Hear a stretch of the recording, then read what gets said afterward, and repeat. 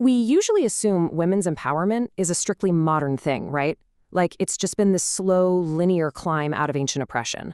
But what if I told you that in one major global crossroads, the history of female leadership looks completely different? Welcome to today's Explainer, where we are going to completely shatter that misconception. Today, we're exploring the staggering 2.5 millennial legacy of Azerbaijani women. Okay, let's dive into this. The core thesis of our source material is that progress here absolutely does not follow a straight, upward trending line. Instead, it's characterized by these incredible, ancient peaks of significant authority. We're talking about women who weren't just sitting on the sidelines, observing history. From ancient warrior queens to powerful medieval diplomats, they were the active architects building the social and political realities of their eras. To really understand this, we're going to trace this continuous tapestry of leadership across 5 key eras: warriors and priestesses, medieval diplomats, Enlightenment leaders, the 1918 Democratic Revolution, and finally, the vanguard of the modern era. So, let's start at the beginning. Part 1, Warriors, Priestesses, and Early Peaks. When we look at the period from the 7th century BCE to the 4th century CE, the gender roles in these ancient nomadic tribes were remarkably egalitarian. Just look at the epic scope of this timeline. We kick things off in the 6th century BCE with Queen Tomyris of the Massagetæ, who famously defeated Cyrus the Great in battle. Then, moving across the ancient era, we see incredible archaeological evidence of Amazon burials in regions like Nakhchivan. And finally, in the pre-Islamic state of Caucasian Albania, we have records of Alpan women serving as high priestesses in the cults of the moon and the sun. So, from military prowess to supreme spiritual leadership, early Azerbaijani women held immense sway. And you know, this warrior queen archetype, it's not just a myth. It is hard historical reality. Archaeologists didn't just find ancient women buried with some standard jewelry, they uncovered women interred with literal weapons and horse gear. It's amazing! These findings completely solidify their status as high-ranking tribal leaders and defenders of their lands, permanently etching the warrior queen into the region's cultural memory. All right, moving forward, Part 2, Medieval Diplomats and Visionary Poets. Between the 5th and 15th centuries, we see raw physical power evolve into highly sophisticated statecraft. Now, what's really interesting about this slide is the sheer scale of the geopolitical masterstrokes executed by these powerhouse regions. In the 12th century, Momineh Khatun was this brilliant political advisor for the Eldeguza dynasty, expertly managing court intrigues and state finances. Fast forward to the 15th century, and you get Sara Khatun of the Akwayunlu. She represents the absolute gold standard for medieval diplomacy, basically single-handedly navigating these massive, high-stakes rivalries between her empire, the Ottomans, and expanding European powers. So, how were they able to wield so much influence? Well, it came down to a highly unique legal landscape. Noble women back then benefited from a hybrid system. It combined pre-Islamic Turkic traditions, which inherently viewed women as equal partners, with evolving Islamic legal codes. This combo literally gave upper-class women the right to independently own property. They managed huge charitable trusts called waqfs and aggressively funded the construction of mosques, hospitals, and bridges. They were actively shaping the architectural renaissance of the region while guarding their dynasty's continuity. But it wasn't all just politics and infrastructure. It was also fierce intellectual brilliance. Take Mahsati Ganjavi in the 12th century. She was a revolutionary poet famous for her rubaiyat, her quatrains celebrating freedom and life. And she basically broke every medieval social convention you can think of. A prominent member of the Sultan's court, a professional musician, and a master of chess, she was widely known as a woman who could effortlessly outwit the most learned men of her time. You just have to admire that kind of inherently rebellious nature. Which brings us to Part 3. Enlightenment and civic leaders. As we step into the 19th century, we find a profoundly transformative era, where women pushed hard toward modern civic engagement.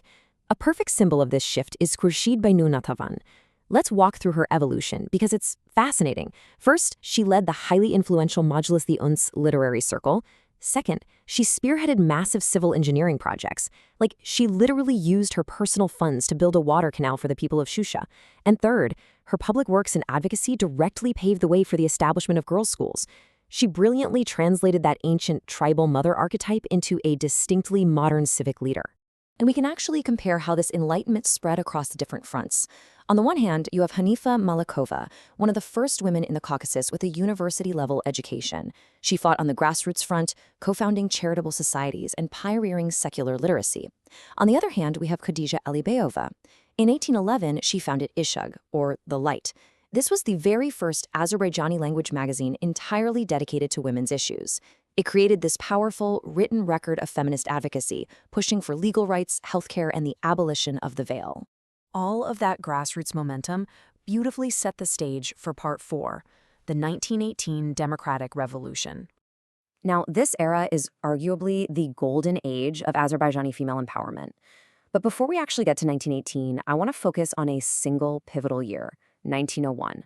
This was the year the Empress Alexandra School opened in Baku, thanks in large part to the philanthropist Haji Zainaleptin Tagiev. Guys, this was the world's first secular boarding school for Muslim girls.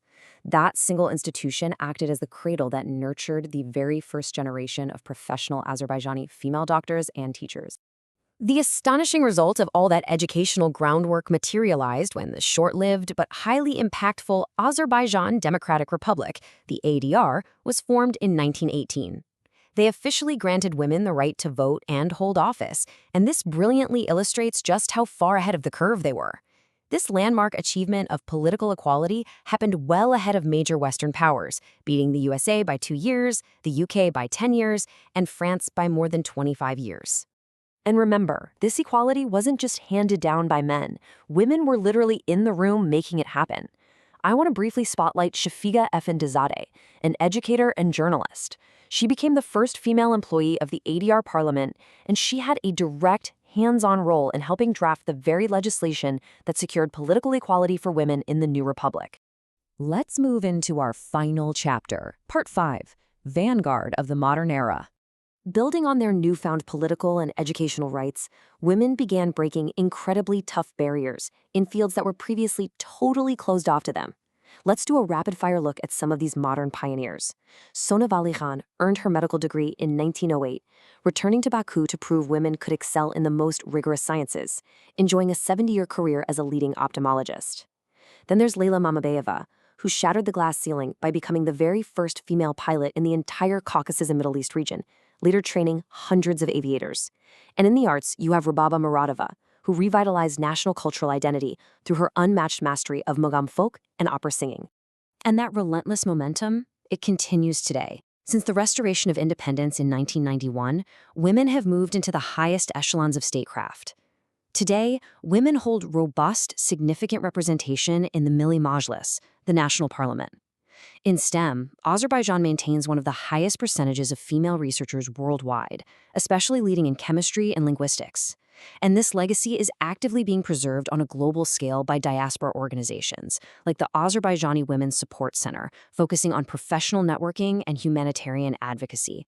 We've traveled from the battlefields of Queen Tamaris to the modern scientific laboratories of Baku. It's a huge testament to the fact that progress isn't always some brand new invention. Sometimes it's a millennial-old tradition just waiting to be fully recognized. So I want to leave you with this provocative question to think about. How will this 2,500-year legacy of female leadership continue to shape our global future? Because when true progress is built on foundations this relentless and structured, the possibilities are genuinely endless. Thank you so much for joining me for this explainer, and keep learning.